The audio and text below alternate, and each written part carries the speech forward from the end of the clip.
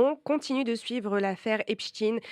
Près de 8000 nouveaux documents, dont des vidéos et des audios, ont été mis en ligne par le ministère américain de la Justice. Pour en parler avec nous, nous sommes avec Antoine Lard, correspondant BFM TV aux États-Unis. Alors Antoine, est-ce que vous pouvez nous dire que contiennent ces documents? Alors écoutez, j'ai retenu 4 informations qui sont révélées par cette nouvelle déclassification de documents. La première d'abord, c'est qu'on apprend que Donald Trump a voyagé à au moins 8 reprises à bord du jet privé de Jeffrey Epstein et que certains de ces voyages, il les a effectués avec des jeunes femmes qui ont été entendues comme témoins lors de l'enquête contre Ghislaine Maxwell, l'ex-compagne et complice de Jeffrey Epstein. Alors cet avion, il est vraiment au cœur de l'affaire Epstein. Ce jet privé, il a été rebaptisé ou surnommé le Lolita Express. Il a été utilisé notamment pour transporter des jeunes femmes, des enfants, des filles mineures sur l'île privée de Epstein dans les Caraïbes où elles ont été abusées. Alors attention, le fait de grimper à bord de cet avion ne fait pas de Donald Trump un criminel. On ne sait pas exactement quelle était la destination de ces trajets. On sait qu'ils ont eu lieu entre 93 et 96. Mais tout cela est quand même très embarrassant pour Donald Trump parce que ça montre bien qu'il était bien plus proche de Jeffrey Epstein que ce qu'il veut bien laisser croire. Trump a toujours minimisé ses relations avec Epstein en disant que c'était quelqu'un qu'il croisait de temps en temps lors de soirées à New York ou en Floride. En réalité, on voit que les liens étaient bien plus étroits, assez étroits en tout cas pour que Epstein le fasse profiter de son jet privé. La deuxième information à retenir, et c'est une lettre que Jeffrey Epstein a écrit à quelqu'un qui s'appelle Larry Nassar. Alors vous vous souvenez peut-être de ce personnage, c'est un pédophile lui aussi.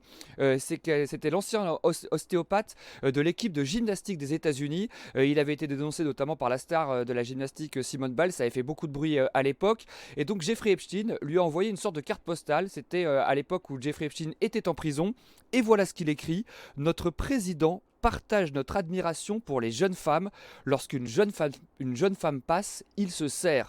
Donc là aussi, une phrase assez troublante. En soi, là non plus, ça ne prouve aucun comportement criminel de la part de Donald Trump. Mais tout de même, une victime de Jeffrey Epstein qui s'exprimait tout à l'heure à la télévision dit que cette phrase montre que Donald Trump savait ce qui se passait, savait que Jeffrey Epstein était un pédocriminel et qu'il n'a rien fait, il n'a rien dit, qu'il a protégé donc Jeffrey Epstein. Troisième information, c'est une victime qui s'exprime devant le FBI. C'est une copie du PV d'audition de cette victime. Cette victime avait 13 ans à l'époque des faits et elle affirme que Donald Trump l'a payée pour la forcer à faire quelque chose.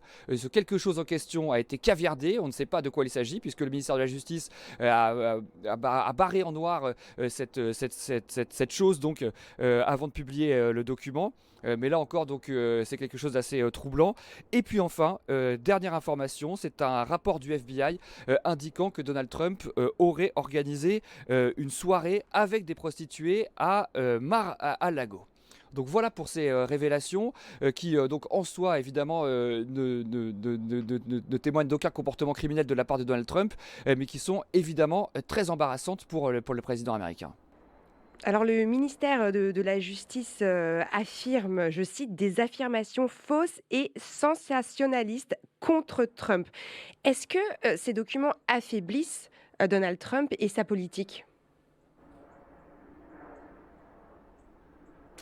Écoutez, c'est toute l'affaire Epstein en fait qui affaiblit Donald Trump. D'abord parce que pendant la campagne, Donald Trump a promis de faire toute la lumière sur ce dossier. Il avait promis de déclassifier tous les fichiers. Finalement, une fois arrivé à la Maison Blanche, il a fait marche arrière. Et tout cela agace ses supporters parce que, on se demande si Donald Trump, pourquoi Donald Trump fait marche arrière, pourquoi il se rétracte. Est-ce qu'il a quelque chose à se reprocher? Est-ce qu'il a quelque chose à cacher? Il faut bien voir que Donald Trump, il a construit son personnage politique en étant anti-système. Il était celui qui devait nettoyer le marigot, qui devait se battre contre les élites. En fait, là, avec cette affaire Epstein, on se rend compte que Donald Trump protège peut-être les élites, protège des personnes qui sont riches et puissantes. On se rend compte aussi, à mesure que les informations nous parviennent, que Donald Trump lui-même faisait partie de cette élite. Donc politiquement, c'est un dossier qui fait beaucoup de tort, beaucoup de mal à Donald Trump. Le président américain a été interrogé d'ailleurs sur l'affaire Epstein hier en marge d'une conférence de presse qu'il donnait sur un tout autre sujet. On l'a senti à nouveau très agacé. Donald Trump en a assez que cette affaire lui colle à la peau. Il voudrait tourner la page, voudrait qu'on parle d'autre chose. Il a d'ailleurs dit à nouveau hier que tout cela était une sorte de coup monté pour l'empêcher de souligner ou de mettre en avant les succès incroyables de son administration. Il a aussi pris, et c'était assez surprenant, la défense de Bill Clinton.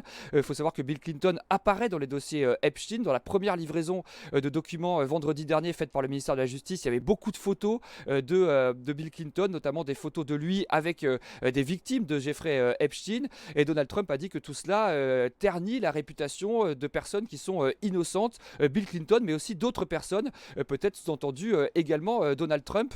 Donald Trump qui explique qu'il est innocent, qu'il n'a rien à voir avec Jeffrey Epstein, qu'il le connaissait de loin et qui a toujours affirmé qu'il avait coupé les ponts avec le pédocriminel lorsqu'il a découvert ses agissements, c'est-à-dire aux alentours de 2007-2008, lorsque Jeffrey Epstein a été condamné une première fois pour des viols sur mineurs. Et Antoine, est-ce que vous pouvez nous expliquer pourquoi est-ce que d'un coup, on a autant de documents qui sortent? Alors, en fait, la justice, le ministère de la Justice a été contraint par une loi votée par le Congrès de déclassifier l'ensemble des documents judiciaires qui sont à sa disposition. Normalement, la date butoir était fixée à vendredi dernier. Et vendredi dernier, le ministère de la Justice aurait dû déclassifier l'intégralité des dossiers Epstein. Ça représente des centaines de milliers de pages. Seulement voilà, eh bien, l'administration Trump ne s'est pas pliée à cette injonction et elle diffuse les documents de façon très parcellaire. Elle les diffuse au compte-gouttes. Il y a une première diffusion vendredi, une nouvelle diffusion aujourd'hui, 8000 documents aujourd'hui, ça peut paraître beaucoup, et c'est effectivement une masse de documents très importante à aller analyser, mais c'est peu finalement sur l'ensemble du dossier. Surtout, le ministère de la Justice a caviardé de très nombreuses pages de ces documents. Il y a des pages entières, des centaines de pages qui sont recouvertes de noir, on ne peut pas lire ce qu'il y a dessus. Elles ont donc été caviardées par le ministère de la Justice, officiellement pour protéger l'identité des victimes, mais c'est peut-être aussi une façon de protéger Donald Trump ou de protéger certaines personnes riches et puissantes dont le nom pourrait figurer dans ces dossiers. C'est en tout cas ce que disent les démocrates, ce que disent aussi certaines victimes. En fait, il y a un élément central dans ces dossiers Epstein, ce sont les PV d'audition des victimes de Jeffrey Epstein. Et dans ces auditions devant le FBI, ces victimes ont donné le nom de plusieurs personnes, des hommes riches et puissants, voilà ce qu'elles disent, qui ont abusé d'elles, qui les ont violées. Ce sont les fameux clients du réseau criminel de Jeffrey Epstein. Cette liste de clients, elle n'a jamais été publiée, elle n'a jamais été dévoilée. Et tant que le ministère de la Justice ne publiera pas cette liste, eh bien, les victimes ne seront pas satisfaites. Elles demandent une transparence totale, une transparence qui est exigée par la loi, mais pour le moment, le ministère de la Justice contrôle les documents qu'elle diffuse, elle les diffuse au compte-gouttes et avec donc des caviardages très importants sur des pages. On ne peut pas lire tout ce qui est diffusé par le ministère de la Justice.